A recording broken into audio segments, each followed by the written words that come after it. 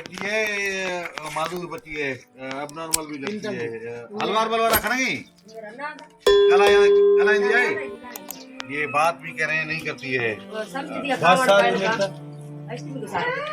ना, घूमे थी ना घूमे ना थी।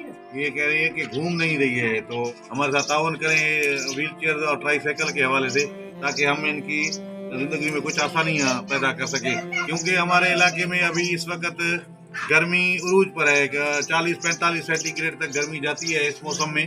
तो ये मालूर बच्चे और मालूर अफराद जो हैं वो जमीन पर रेंगते हैं, तो जमीन खुद जो है गर्मी की वजह से तप रही होती है, तो ये इन बेचारों को काफी तकलीफ होती है घूमने फिरने में। शऊर वेलफेयर फाउंडेशन एक रजिस्टर्ड इदारा पाकिस्तान भर में फलाही मंसूबों के जरिए इंसानियत की खिदमत कर रहा है। सदकात, ज़कात और अतियात के लिए डिस्क्रिप्शन में फॉर्म का लिंक मौजूद है। अतिया करें और खैर बांटें।